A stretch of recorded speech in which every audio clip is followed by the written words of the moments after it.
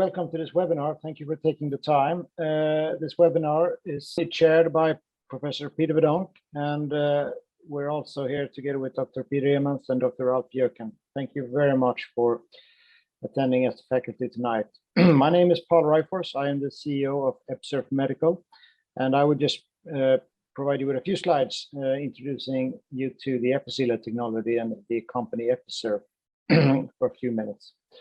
So Episurf Medical, we were founded about 10 years ago in Stockholm, and we're still based in Stockholm. We have about 30 employees, and we've created a technology which is based on individualized implants and surgical tools and quite advanced imaging capabilities, which you will hear more about tonight. The first surgery was performed about 10 years ago in Stockholm, and up to date, we have performed about 1,200 surgeries globally.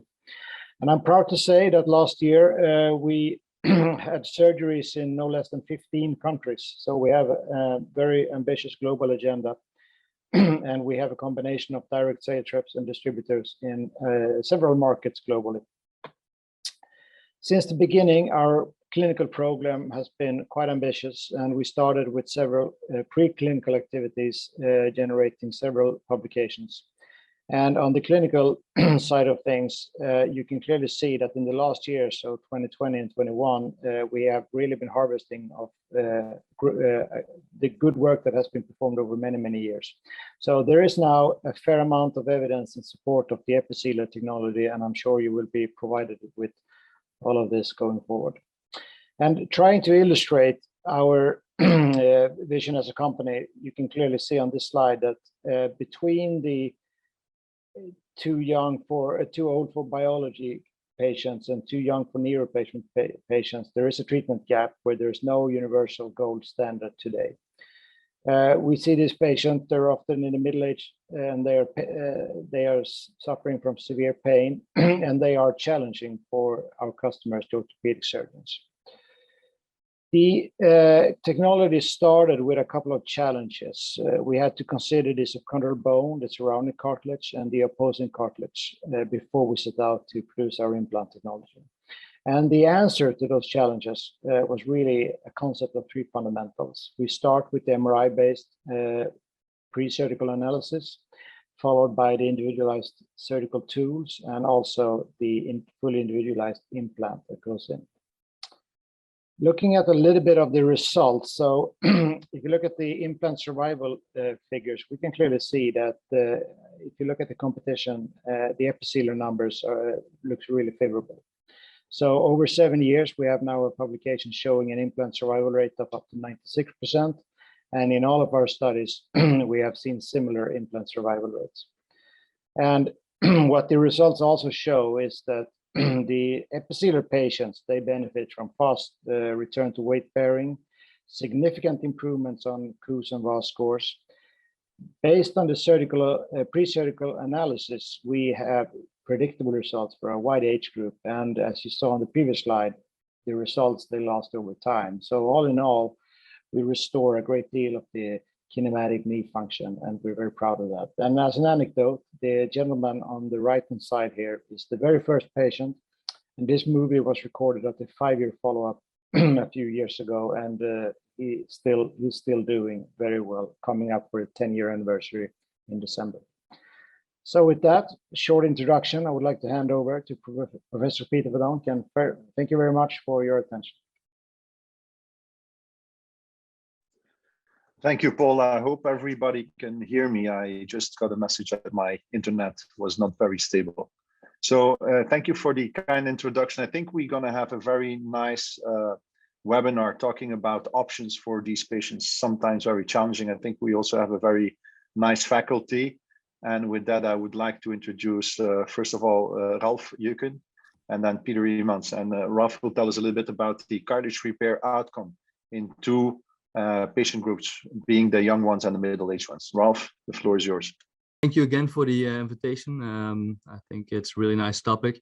My talk is about the treatment gap and obviously about cartilage defect treatment in middle-aged patients.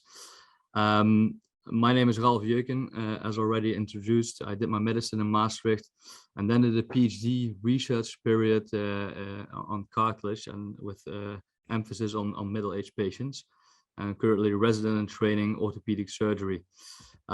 During the time that I was a PhD student and still am, we did a lot of publications, but the talk today is based on this review that was published last year. So we'll go back to some basics for this talk, and first start with the prevalence of cartilage defects, because we don't really know what the actual prevalence is, because a lot of cartilage defects are asymptomatic. But we know from, for example, this MRI study that was really a sample study from the general populations, patients were, or people were recruited via newspapers, that as we age and as we become middle-aged, the prevalence of cartilage defects increases. And this is another very much cited paper of Widichowski with a lot of knee arthroscopies where they counted all the cartilage defects. This was published and done before the widespread use of MRI. But during those diagnostic knee arthroscopies, you could see that 40% is osteochondral, most of them are traumatic. But most important from this slide is that the average age then at arthroscopy was 39 years of age. And if we go into literature and look at recent papers, this is a US database study, 15,000 procedures counted. You can see that patients seeking help for cartilage defect treatment are between 35 and 65 years of age, so middle-aged. And that was also published in an even bigger database study from the US. If you look at the right at the sum of all patients treated, then you can see that most of them are between 40 and 60 years of age. And if you then look at all the different treatments, you can see popular treatments like microfracture are mostly done within this age group. You could argue that the US vastly differs in terms of demographics from Northwest Europe. But if we look at the Germans, they have the same. They have in their cartilage registry, the average age is about 38 years of age. So really middle-aged or almost becoming middle-aged patients who are mostly seeking help. And what is the problem with that age? And I will present to you 6 problems that were also in our review. Problem number 1 is we know that those people have the same complaints as patients with severe osteoarthritis scheduled for a total knee arthropathy, and that's even more holds true for middle-aged patients. Problem number 2, maybe a bit biology 101, but cartilage is mainly comprised of water and collagen, and only 5% of cells. So if we want to ask the body to do natural healing or regeneration after cartilage repair, we really rely on not too many cells to do the job. And that brings us to problem number 3. As we age, and it unfortunately happens already after 25, 30 years for cartilage, our regenerative potential really deteriorates. And we know, if we look in the literature, that most of all the studies done in cartilage repair are done in young patients under 30 years of age. And we now know from previous slides that most patients that are seeking help are older. Problem number 4 is something that we all know, is that if we leave these defects untreated, they may develop to osteoarthritis. Problem number 5, if we then ask orthopedic surgeons what to do in this middle-aged group with cartilage damage or early osteoarthritis, they don't really know what to do. And that is because of problem number 6. We all know when we do an implantation of a total knee arthropathy at a relatively young age, that there's a high risk for revision later in life. And especially for men in their early 50s, if you do a total knee arthropathy, that goes up to 35%. And this is a cascade that we all know from clinical practice. If we do a total knee arthropathy early in life, there's maybe one revision, even a second revision, with associated complication and less functional outcomes. So this is something that we're looking for, something to postpone the first total knee arthropathy. I actually know it works from the Dutch arthropathy registry, that if we delay a total knee arthropathy by 5 years, we could avoid 17% of those revisions. And that's why we did the systematic review. I will go over the methodology, but we included 21 papers. As important, the left column, we divided interventions into bone marrow stimulation, cell-based techniques, and bone-based techniques. So, and by bone-based techniques, we mean, for example, autografts or allografts that integrate with the bone and have an overlying substitute for the cartilage, but also focal knee resurfacing implants like Handicap and second generation Episurf. For the sake of time, I made an extra column with a sort of effect matrix, but there was a negative influence by age on all the bone marrow stimulation techniques, mixed results for cell-based, and mostly positive results for bone-based techniques. And we conclude our systematic review, and I think this is the most important slide, that microfracture leads to inferior defect filling, especially in middle-aged patients, and the repair tissue deteriorates even within a year. And microfracture is often done under the assumption that there's no harm in trying, but we now know from all the literature that is available that it actually jeopardizes the outcomes of future treatments by 3 times. As I said, cell-based techniques like ACI showed mixed results, and most bone-based therapies, including the resurfacing implants, showed age-independent results.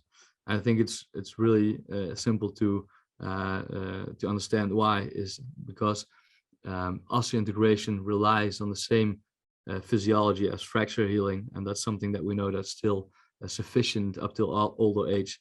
And with something that is bone-based, you don't rely on chondrogenesis. If you look on the right, there's a very short, there's a histology picture of an autograft and allograft in an animal study, and you can see that the bone integrates really well, but there's a persistent cleft between the cartilage layers, even for the autograft. So this highlights that those therapies are also dependent on osseointegration. So therefore, I think those resurfacing implants as a bone-based therapy could fill the treatment gap for middle-aged patients. Thank you, Ralph. That was a really clear presentation on the challenges and where this type of treatment will fit in perfectly. And I think that is a perfect transition or bridge to the presentation by Peter Eemans, who's going to tell us where basically this technology fits into his algorithm and his personal experience with the Episurf.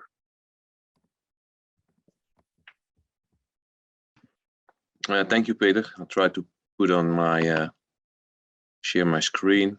So my name is Peter Eemans. I'm one of the orthopedic surgeons in Maastricht, and I will tell you a little bit about the experience we have. And the first slide you see is that we try to collaborate in Maastricht around movement to keep people in motion. And I think what Ralph has told you is that I think it's our responsibility to maintain motion for our patients and to close that gap. And I think the Episealer is one of the tools to close that treatment gap.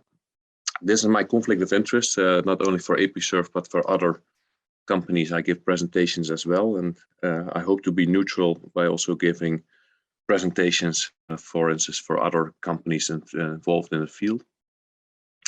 And I think this one is the thing that should appeal also policymakers. So the correlation between stopping with movement and chronic diseases like diabetes, oncology, cardiovascular problems is more and more clear.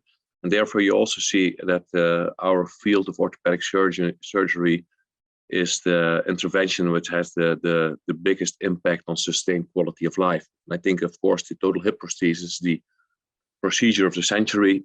But with our prosthesis, we still have that treatment gap due to young patients with the old joint, and that's maybe due to overweight or sports injury.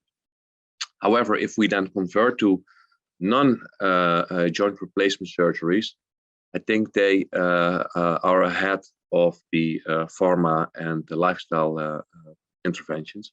But I think first we have a responsibility to look at cartilage, meniscus, alignment problems, etc., before people from pharmacy or even lifestyle and nutrients can do something. So it's not the biggest patient population we can prevent to get osteoarthritis, but as I think it's one of the most important ones because it has a severe burden of disease. If you look then, what can we do as orthopedic surgeons for joint preserving surgery? I think it already starts with the repair. What we do more and more is repair the meniscus, try to suture it, try to maintain the function of the ligaments, but also to repair the cartilage. If you're a little bit further ahead, so an older age, what we call early osteoarthritis, then often we cannot regenerate and we can do intra and extra-articular things. But I think there's a field for the small implants, as Rolf mentioned. And next to the cartilage implants, I think there is also a future for meniscal permanent implants. Finally, at a later stage, we all know that we still can do the osteotomy to close the treatment gap, and in the Netherlands and also in other countries, we're working also on joint extraction. But you see that we go from intra-articular to extra-articular, the more osteoarthritis we have, but even extra-articular procedures can fill that gap. Then going to the problem in the Netherlands, this is what predicted in the Netherlands, and that means that we always have a job as orthopedic surgeons. You see the steep incline of the incidence of osteoarthritis. That's even worse than lower back and cervical spine problems. So you see the increase, and what we then see is that patient journey. So as Rolf also depicted, it starts early, and we know for cardiovascular problems that we can make a risk profile, and people are also used to have interventions to prevent their cardiovascular problems. So I think with new MRIs and also the Episcope of Episurf, we also learn who to operate and at what time to operate. And that also brings us further to some preventive measures which we can claim as orthopedic surgeons. In the middle, we have, of course, repair, but also I think there's more and more a field to replace small implants. And the metaphor I use, I don't have to replace the whole motor. I can now replace small spare parts because they fit, because due to the advanced manufacturing Episurf is using, but also other companies are implementing. So I think there are more options to close the treatment gap than we think. And I will can share with you that in the Netherlands, we try to collaborate more and more on joint preservation to see where these treatments fit in what part of this treatment gap. This is what Ralph also told us. And I think now also the ICRS has renamed its name by adding joint preservation to the whole platform of treatment possibilities. Now the part which we collaborated with Episurf and people from the UK, Scandinavian countries, also Peter Verdonk is in this group. So we had a multi-center study following 80 patients, and these are the results of 2 years. And I'll show you later on now the results 5 years ahead of the 37 patients which are further ahead. So this is the cohort. So we could follow for 75 of 80. We had 2 revisions. There were a little bit more females than males. The average age is around 50 years, where the really dot is in treatment gap. The BMI 28, I think that's also an average. But a lot of those patients had already previous treatment. So a lot of these patients had, for instance, microfracture. It lasted 5 to 10 years, maybe even longer. But still, then they are not at the age to replace the whole joint. What was placed was often a medial condyle implant. 40 of them were solos, the round implants, and 25 were twins. What you see after 2 years of the whole group, you see the increase in the results. So you see the VAS pain score dropping, and it remains dropped until 2 years. And you see everything also improving on the COS scales. If you can then compare if the untreated middle-aged patients, which we see with a cartilage defect, performs better than the previous treated one, then you see there's a little bit difference indeed, that for the older patient with the first line of treatment being the AP sealer does better than the patients we had to treat after failed microfracture or other treatments. And that again underlines the claim that Ralph also made. So we should be quite aware that our first treatment is the proper treatment, and especially in the middle-aged patients, we should really reconsider if regenerative therapies, but especially bone stimulating therapies, are should be applied looking at the results of Ralph's review and looking at the results of this cohort study. So some of the results with some adverse events. So there was one at the atypical lesion, pain increase, and this was converted. So we had one infection, 2 times in arthroscopy where we removed scar tissue and clicking, and there was one venous thrombosis. The other revision was a previous OH, which was also never pain-free, and you can ask yourself if these were the proper indications. That remains always difficult, in my view, for cartilage repair. That you think it's a cartilage defect which is painful, but in I don't know how many cases, then the pain comes from a different source. Then this is where we are now with this cohort. We have 37 patients which are 5 years ahead, and you still see that the aggregated COOS remains stable even after 5 years. Then if you look at the COOS per domain, we also see it remains stable at 60 months. Okay, then how we cope with it in the Netherlands. So this is the advice of the Dutch Orthopedic Society regarding cartilage repair. And you see that it goes with like every treatment algorithm. The smaller the defects, then we still have microfracture there. I think it will change with these results. But what you also see is that there's an allograft at the larger defects or a mosaic-plasty. And we also put in there focal knee replacement implant, resurfacing implant. So in the Netherlands, we try to have the metal implant instead of the allograft. And you see that for the larger defects, especially for the older patients or the patients who were treated earlier, that we have this in our advice. What we also have in our advice is that we advise our colleagues to use the patient or the individualized implants because they outperform the oral ones. And I hope it really gets a place in the treatment algorithm for revision of cartilage defect or the middle-aged patients. Some considerations. I'm sorry, the text is in Dutch, but what it states here is that we, in our after treatment, we distinguish the tibiofemoral defects and the patellofemoral defects. So the patellofemoral defects are not allowed to bend their knee, so they get a brace.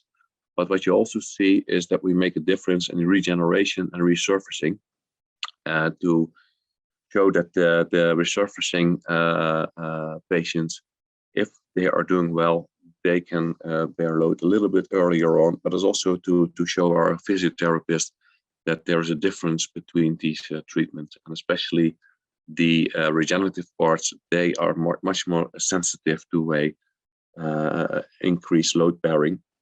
The resurfacing, we allow them, if the pain is okay, to bear a little bit more weight. So we make a difference between resurfacing and regeneration for the reasons Rolf mentioned, but also we try to educate our physiotherapists. So in conclusion, I think the non-regenerative focal implants have a place in treating the treatment gap. I think it applies to this 3 R's. So first, try to regenerate if you have a young patient or you think you can regenerate. If we have an older patient which you're in doubt that can regenerate, or there was a previous treatment, consider resurfacing. or replacement. I also depicted there meniscal implants. And I think this will be the future, since the advanced manufacturing techniques and the imaging techniques are improving tremendously, and it will help us as surgeons in our decision making and find solutions for our patients and to close the treatment gap before we replace it.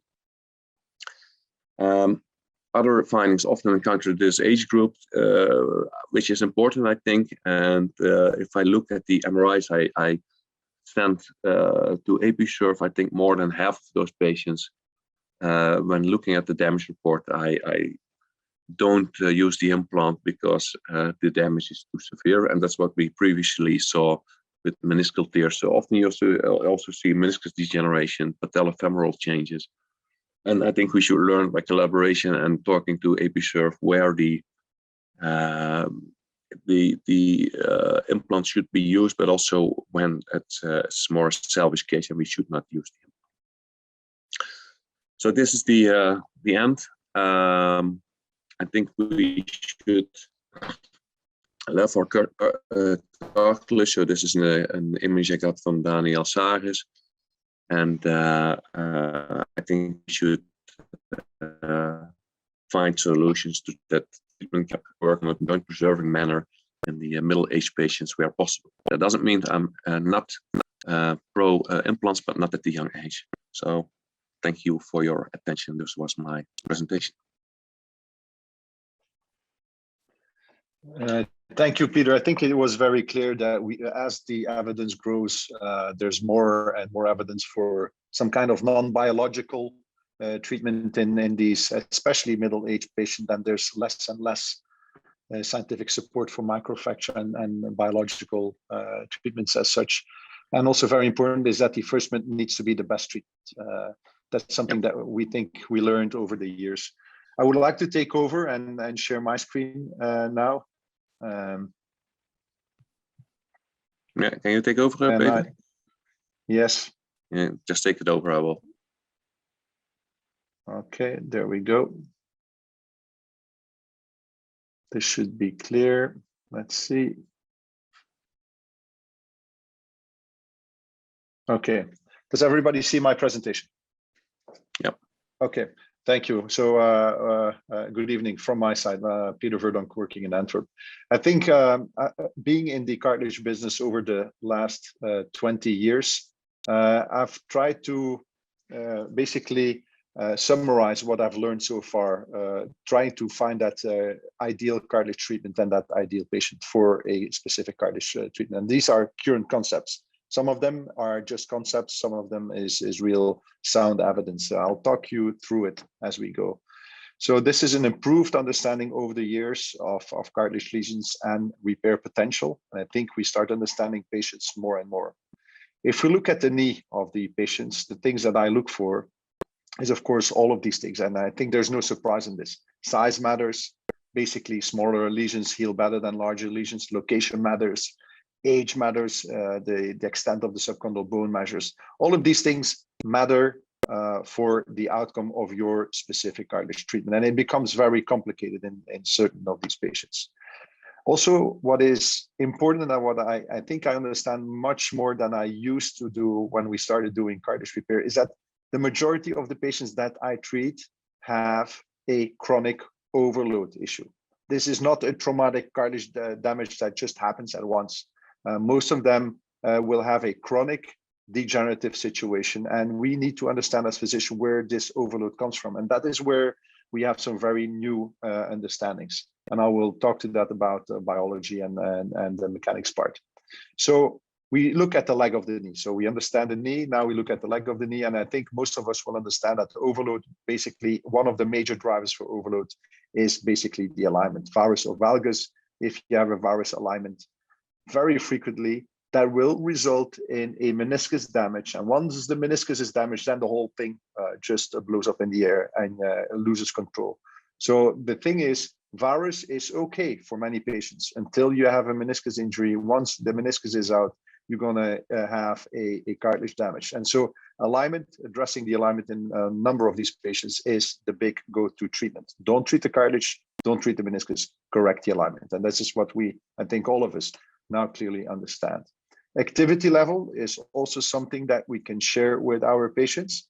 Many of them will be very active, and reducing activity is sometimes a best go-to treatment for a number of these patients. However, if you're dealing with athletes, reduction of activity is not the way forward. But again, most of us will talk to our patients in saying, well, you have to reduce running, go to biking, etc. BMI is something that during the last years, I started understanding much better. And basically my understanding is that BMI does not matter. Bone body mass over your height is of no relevance for my patient. What does matter is that my body mass matters on the surface of the knee. And recent understanding now clearly depicts that the size of the knee in our patient is a major driver for OA. However, you cannot change the size. But so a 80 kilogram patient with a small knee, either female or male, will have higher chances for OA than the same patient with a big knee. It's not about the height of this patient, it's about the size of the knee of this patient. It's a very important understanding in my treatment during the past years. Also, of course, and I alluded already to this, meniscus is important. Once it's gone, you're gonna see osteoarthritis coming in. And so therefore, again, treating the meniscus defect, if treatable, is essential and important in treating your cartilage patient. It's sometimes not treating the cartilage, but treating the meniscus that is important in these patients. Now, biology is also something that has been evolving recently. And again, this is my personal concept. If I look at my patients, and also Ralph alluded to the healing potential of these patients, and being this of some kind of age. So when you're young, you have a very good healing potential, and when you're old, it reduces a little bit. But also there's a huge variability in our patients. Some patients just are very normal healers. Some patients are very fibrotic healers. Do them an ACL and they will become stiff. Do them a total knee and they will become stiff. And some patients are really bad healers. That means that they're low healing potential. And my current concept is that if I look to my cartilage patients, many of them just are bad healers by definition.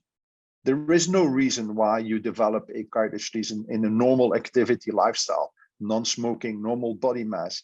Why do you develop cartilage lesion? Because basically your normal load is supported by bad healing, and therefore you develop over time at the age of 40 or 45, you start developing cartilage lesion where a normal person would not. And so if we start dealing with these patients, healing is bad, and therefore outcome of our surgery is already bad from the start. And this is my understanding more and more in a number of these patients. However, there's no scientific proof for what I'm stating.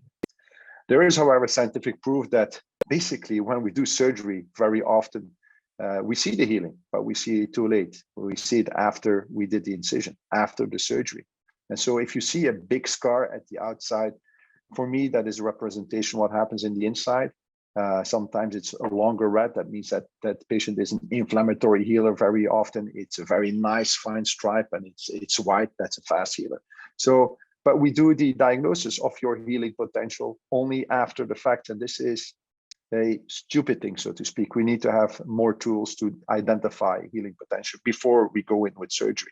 And this would also shift the decision between a good healer, use biology, and a bad healer might consider implants as a first-line treatment. It's also been shown that healing is linked with genetic pain sensation. And Ralph alluded to the fact that these patients with cartilage defects, they suffer the hell like a patient that needs a total knee. It's because they have a high sensitization for pain. And it's been all very recently understand how that is genetically hardwired into your body. We thought that those patients were just sensitive patients, but they're genetically sensitive. You can't change it. And we need to deal with that when we're doing surgery. There's a definite link. And I think what we see is that this explains why some patients with small cartilage lesions suffer like they are almost about to die or need a total knee implant.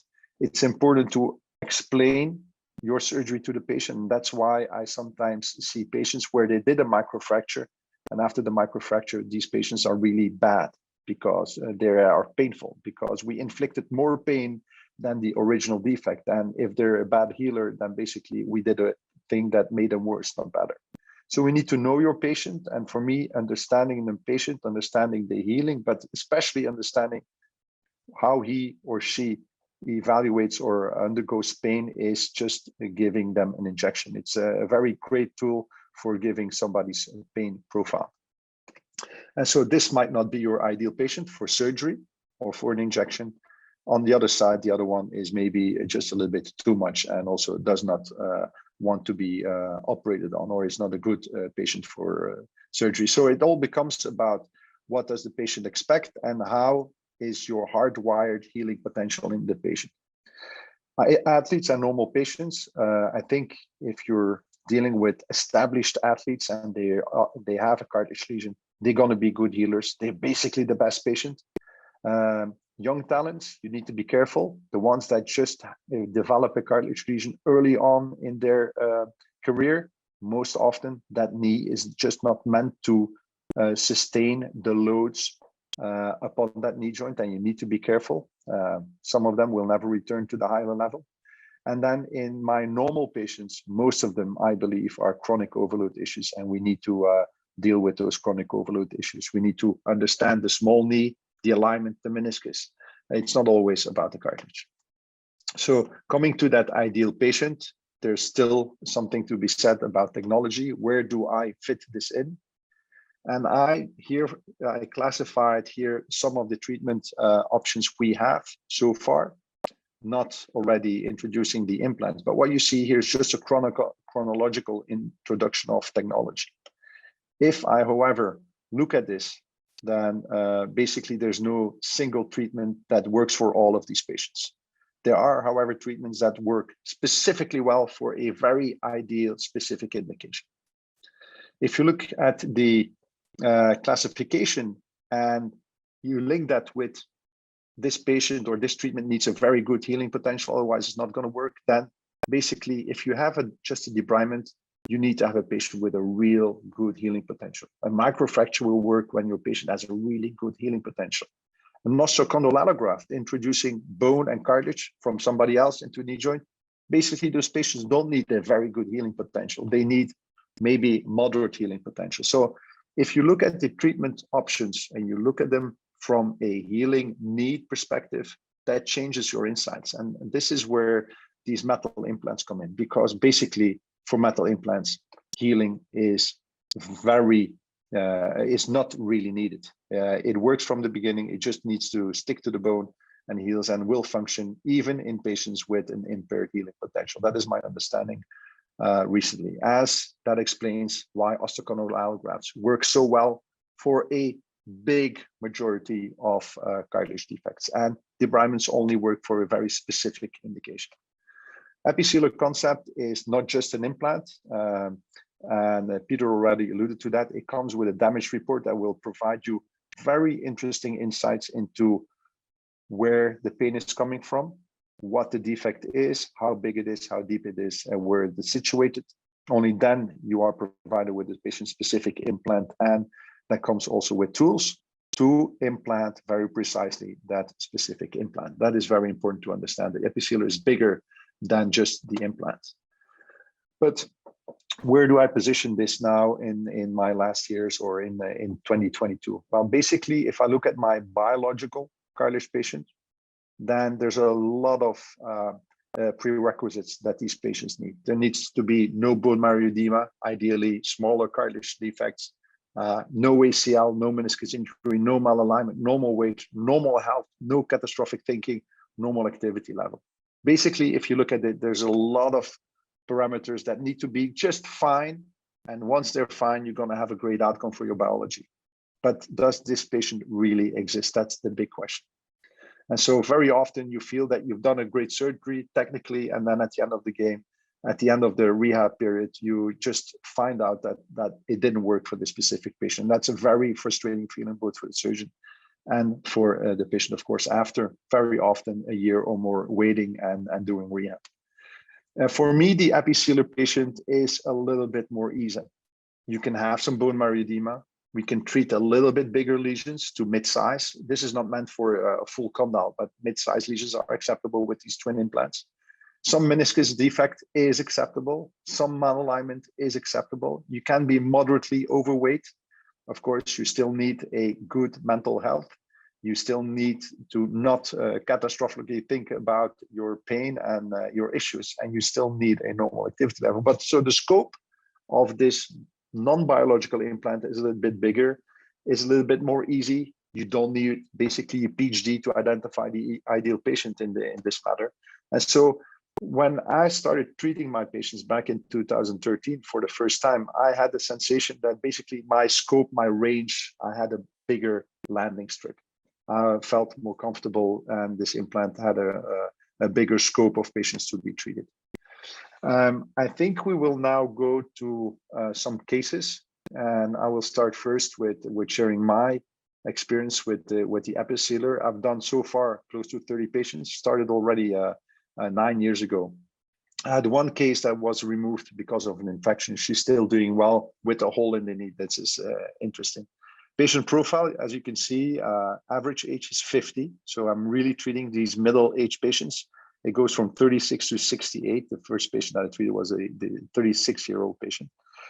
Moderately obese patient. I think this is just a normal non-athletic profile. 11 females, 18 males. And so 60% were diagnosed as traumatic, but most of these are just microtraumatic chronic injuries. 16% had a history of osteochondritis dissecans. And you can see that the majority is on my medial condyle. I did some laterals and trochlear implants too. You can see that in a number of these patients, and starting to getting a little bit more comfortable with the treatment, I do initialize first-line treatment with an Episealer in a number of my patients, and I see this number growing. And this is about 1/3 and 2/3 had previous surgery, and you can see all the previous surgeries that we can treat with the implant. Implant configuration, I'm a big fan of the round solo implant, and you can see that the go-to implant for my practice is the 20mm round implant, but I do also use the twin implants and the trochlear implants on a frequent basis. So this is my first case, and I'm going to go very briefly, but it just illustrates. I had some comment on a case where I said, why do you use this case? Because she's only 36. This was the youngest patient in my series, but it was the patient where I first tried out the implant. And for me, this was, if it works in her, it's going to work for a lot of patients. This was a female nurse, skinny lady, 19 BMI. She had pain for many years, even during sleeping activities. And as you can see, she had a number of treatments. We are 2013. It started with the debridement failed, mosaicplasty failed, ACI failed, scopes failed.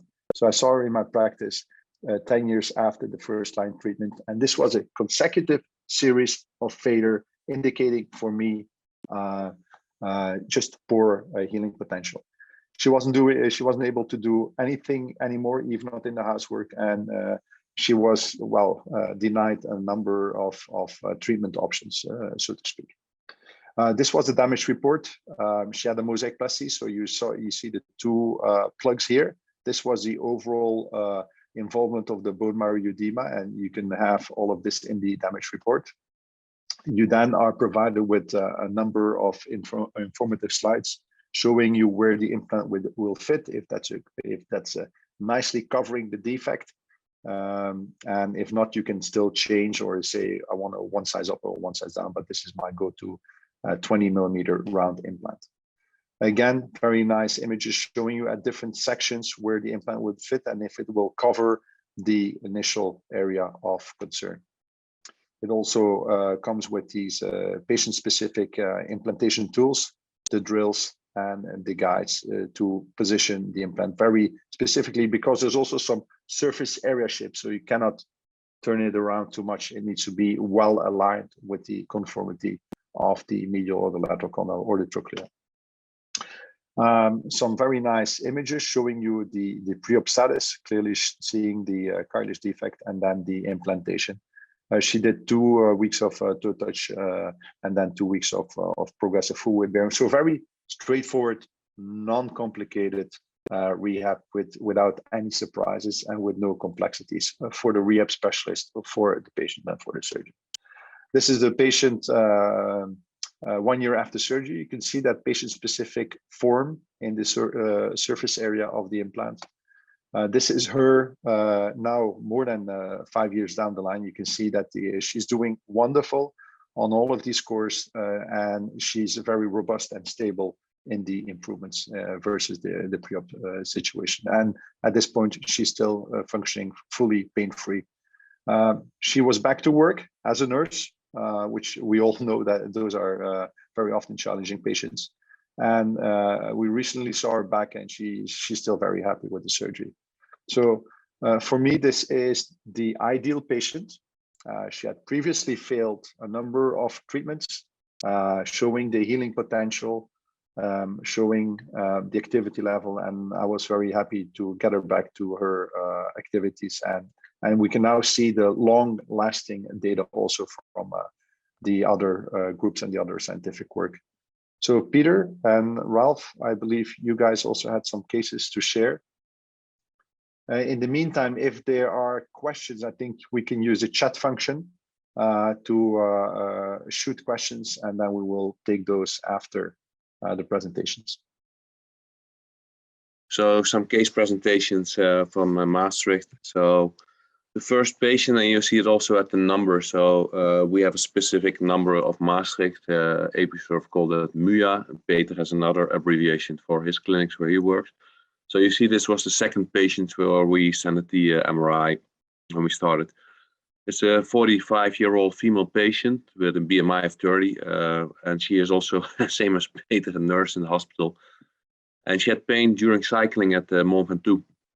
She never had any previous surgeries on that knee, especially no cartilage repair treatment. This was all before 2019, and then to illustrate how active she became after the Episurf is that she fractured her ankle with the implant because she was surfing in Spain. And this is, I started with clear-cut cases to get acquainted to the technology and the damage report. So this was in the, since the age was 45, she fell into the treatment gap. I had a bad experience of doing anything regenerative at this patient group, a female 45 and 30 BMI. So therefore I converted to the Episealer. And this is a very well located defect which could be treated by 15 millimeter in diameter Episealer. So I tried with a clear-cut case with no hardly any considerations because the cyst is of course due to the effusion caused by the defect. So we hoped also that the Baker cyst would then evolve after treating the cause probably. What you see here, same as with Peter, you see that the defect is being covered by the implant. You see where it should be located, and you see that in different MRI sections. And especially this slide I find very interesting because this overview I always keep at the operating theater to see that the mold, so the drilling guide at the condyle is exactly the same during surgery as predicted before surgery. So you can see the defect through the drill guide, and it should look the same, then you know that the fit is well. So there are a couple of ways to see that the drill mold fits well. Because of course it should fit there, but then still you have some especially if you go to the lateral part at your patella or your tibia is in the way. So it all looks nice on the images, but you have to maneuver it a little bit. And just to be sure that it fits well, you can also have a visual confirmation with this information you get from Episurf. So during surgery, it should look the same as planned before surgery. So we did it. You can see it not as well on these images than during surgery, but you can double check if the mold fits the same as predicted. And also if the implant is at the same location as predicted. And you see that I copy them next to the per operative images I copied to do the pre-operative planning. And then you see the results of this patient, and they are all more or less the same as with Peter, his patient. So she improved, and she improved a lot, even 5 years ahead. Meanwhile, she indeed broke her ankle, but she's still quite active, more than 5 years ahead now. This is the co-score, the VAS score, and you see that there was some pain 12 months, 24 months, but it maintains to be even pain-free at 5 years. So this was a success story of a middle-aged patient in the treatment gap with a damage report which only showed the defect. Then slowly I converted to more complex cases, and then the damage report, so the Episcopes helped a lot. So this was a 42-year-old patient, but this patient had a microfracture for an OCD in the lateral femoral condyle. And what you still saw on the MRI, which I made, is that the osteochondral lesion was still visible. And I think the osteochondral lesion was also increased in time, what we call the butthole effect. So if you don't close the defect, it might grow to a larger defect, it might grow to osteoarthritis. So for this patient, which was a little bit more challenging, but I was also more experienced with the implant and the tooling, then we implanted a twin implant in 2019. And you see again the damage report. And what you also see is that both menisci are degenerative, but this was the lateral one, and he was slightly varus aligned. So I took the chance that although that the menisci show some degeneration, I still wanted to implant the implant because at the age of 42, pain, same as a patient with osteoarthritis with such an osteochondral defect. And what you also see in the damage report is how much of the subchondral bone is involved, especially in revision cases. Often the subchondral bone is involved and should be removed as a source of pain, in my view. So this is the planning. You see the defect, you see the subchondral bone changes after the microfracture and the OCD. And you see that this implant is rather thicker than the previous one. So you can get also a certain thickness of the implant to remove any subchondral bone problem. Again, several images where you see the implant sitting, and also here on your right slide, it shows that not everything has to be covered by the implant. We hope that as much as possible is covered. And also I saw at the example of Peter Verdonk previously that he used a solo implant where only a very small area was out of the implant. So there's always a trade-off: how much good tissue do you remove to fit around or a twin implant, or how much tissue do you leave? And I think you should fill as much as possible, but there's a trade-off not to remove too much. So this is again how the planning was. And what you see is also that there was some degeneration of the meniscus, but this was more into the meniscus. I think this meniscus functions well. And this is again the planning which I like to have during surgery, to see that both the mold and the implant go in as planned. And this is how the implant looks during surgery, a twin implant. I often don't use a tourniquet if I do open surgery to prevent too much bleeding post-operative, and they can start quite quickly on their rehabilitation. So again, also for this patient, we see a nice increase in the co-scores, aggregated co-scores 2 years ahead, because this patient was treated in 2019, so 3 years follow-up somewhere in this year. And I think that's the end of our case report. So I think more or less same experience than you have, Peter. For the audience, there's an opportunity. Just you can shout out and ask your question verbally. We do have one question on the chat function asking us, what about kissing lesions? My personal experience is that once you go into the kissing lesions, every treatment becomes a little bit less predictive. I'm not a big fan of treating kissing lesions focally, so I'll generally do an osteotomy or something else in these patients, or a total or a unicompartmental knee arthroplasty. But you can extend it a little bit. That's my sensation. but it's not a perfect indication for none of the cartilage specific treatment protocols. Peter, do you want to add? Ralph, do you want to add something on this kissing lesion? No, I agree, Peter. So I think kissing lesions, degenerative menisci, no clear cause, which you also mentioned, especially in this age group, due to maybe bad cartilage biology or very high local stresses. I think we should consider if we do the treatment.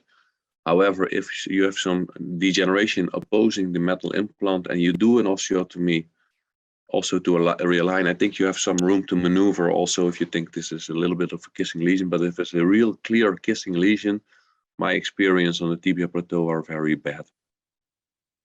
Agree. Yeah. And basically what for the ones that have used or will use the Episurf and the Episcope, so that damage report is going to come back with the suggestion that you have to look into this more specifically. So that's a nice bit about the damage report, is that it will give you a holistic view on the total joint, and will then zoom in if it's a correct treatment. And as we go, as we learn, that predictive value of such a treatment or such an analysis will become more and more clear. Now it's very clinical, experience-based, but as we go, we can see where the clear-cut indications lie, because we also have a lot of clinical post-op data, of course. Any more questions from the audience? Because we just hit the 9 o'clock landmark, so should maybe 1 or 2 questions. If not, we will finish, but maybe Paul or anybody else from the Episurf team wants to add something or to share something with us. Yes. Good evening, and thank you very much, everyone. Thank you, Professor Verdonk, Dr. JEUKEN, and Dr. Evans. And for everyone attending this call, there will be a recording available afterwards, and you're most welcome to contact any local Episurf representative for more information. But again, thank you very much for your attendance tonight. Thank you. Thank you, everybody.